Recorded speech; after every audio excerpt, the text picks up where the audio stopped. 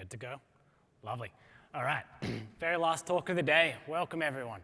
Hope there's still a little bit of room left in your brains for a little bit more information. What I'm going to be doing today is common vulnerabilities in bridges. Now, there's a lot of bridges in the DeFi world, and having reviewed, I don't know how many, countless bridges, I'm coming here to give you some advice on what not to do. So, who are we? I work for Sigma Prime. We're a blockchain security firm. We've done a lot of bridges, extensive decentralized technology all up and down the chain. We also run Lighthouse. That is one of the consensus layer clients for Ethereum. But I'm not going to spend too much time on us, or me, Security Assessments Manager, because it's only a short talk and I want to get into bridges. So I hope everyone here knows how a bridge works, but this is very, very brief what we do. Firstly, chain A, someone needs to transfer some funds into the bridge. You get a message and potentially an arbitrary number of tokens depending on the bridge. Something happens off-chain, they're oracles or trusted nodes or whatever's doing it. They record all your on-chain transactions on chain A. They're going to submit some sort of trusted route onto chain B. Then as a user, you make a proof on chain B, and you can therefore submit it and receive your tokens on the other side of the bridge.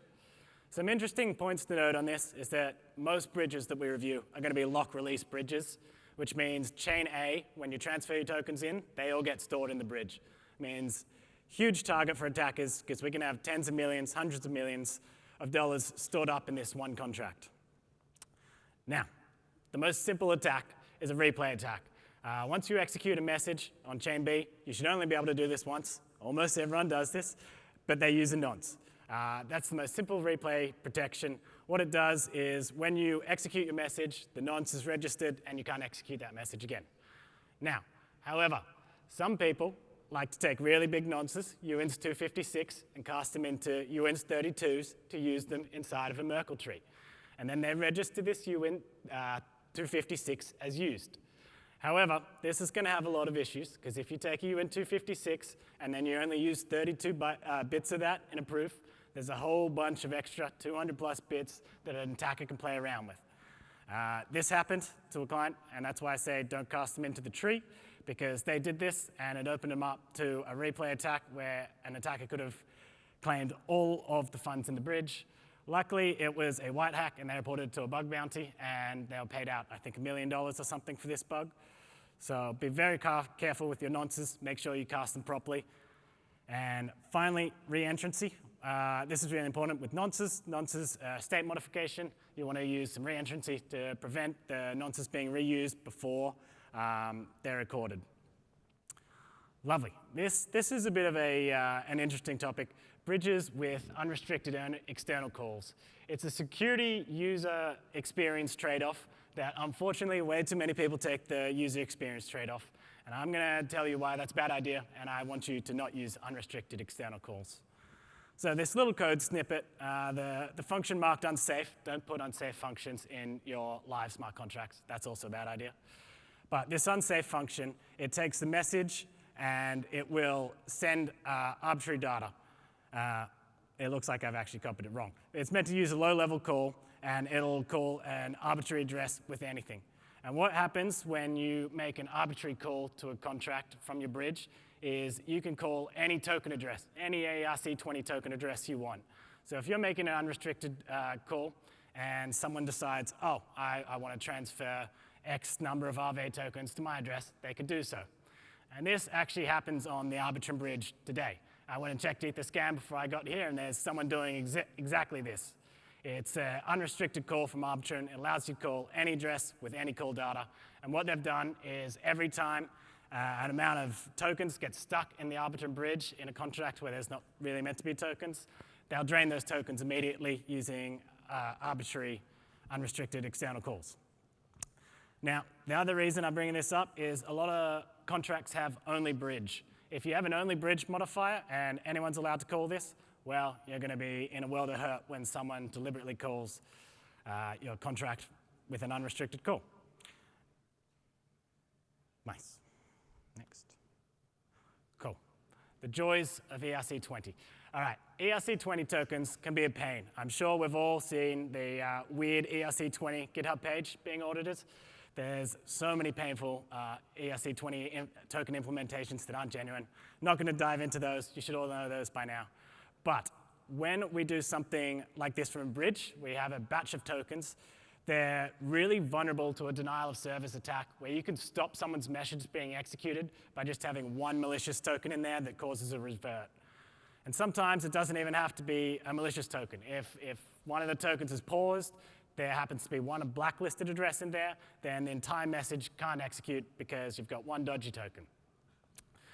Now, decimals. Decimals are a pain. There's some really interesting cases where you have tokens on one chain, tokens on another chain, and they have different decimals on each chain. USDC and USDT are both examples of this. They have 6 decimal places on the Ethereum mainnet and 18 everywhere else in the world. So what happened, I've noticed one bridge did have this some time ago. They patched it before they went live, luckily. But they just assumed that the decimals were same on both sides of the bridge. So if you had transferred tokens one way, then transfer them back, you would have increased your balance by a factor of 10 to the 12. Last thing, unbounded looping. If you've got a number of tokens, make sure you cap it. If you have an infinite number of tokens, uses too much gas, you break it. Following gas into resources. Now, return gas bombs are absolute pain in the ass when you're calling unrestricted functions and even restricted if they have return data. Because the main issue with this is when you have a batch of transactions, often you're executing as an oracle. You're executing the entire messages for everyone rather than letting them execute their own messages. And if one malicious contract in there decides to use a return gas bomb, they can drain the entire transaction gas balance, and then Oracle transactions will fail. So be very careful when you call any external address to make sure they can't give you a return gas bomb, or just spend the gas themselves. Now, calculating fees can be quite challenging. Some L2s have fees for the gas, and then they also have the extra L1 fees as well. So when you're calculating fees, you have to be really careful to get it exactly right. Otherwise, someone's going to make transactions that spend way more gas than they're paying for, and then you will lose out as the bridge operator. Then finally, the last one is quite an interesting one. ZK EVM chains often have a limited number of instructions that can be called. So what that means is, say the add instruction you want to add to two numbers, that can only be called, say, 1,000 times over an entire block even, or a transaction sometimes, depending on the chain. Now, if you make any external call, they can use up all 1,000 of these add instructions, and therefore the next message in the batch can't be executed. You could do that from any external call, whether it's tokens, you're a malicious token, whether you can be the receiver. Anyone in a batch can consume all of your ZK resources. Yeah. Lovely. Now, trusted roots. I did mention this a little bit earlier, but be very careful of your indexes. These can often be used as nonces. Don't cast them, and make sure they're accurate. There's an interesting case in OpenZeppelin's implementation that if you provide an index bigger than the size of the tree, they'll just kind of ignore that. They'll only use the index number of bits for the same length as your proof.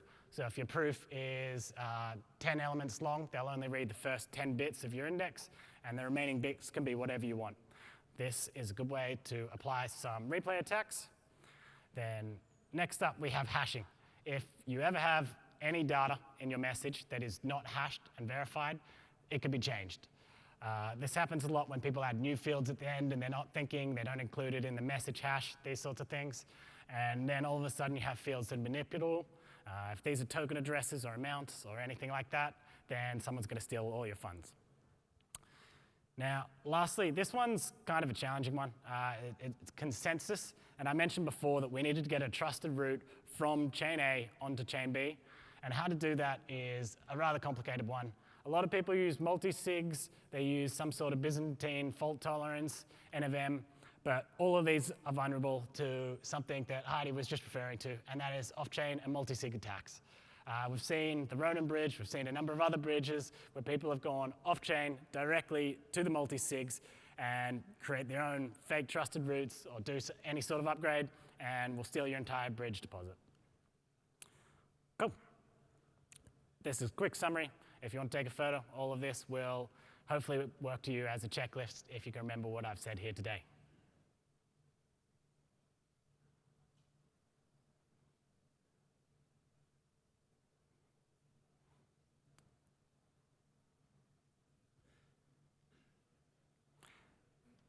Lovely. And this is the end. Welcome. You've made it all the way through.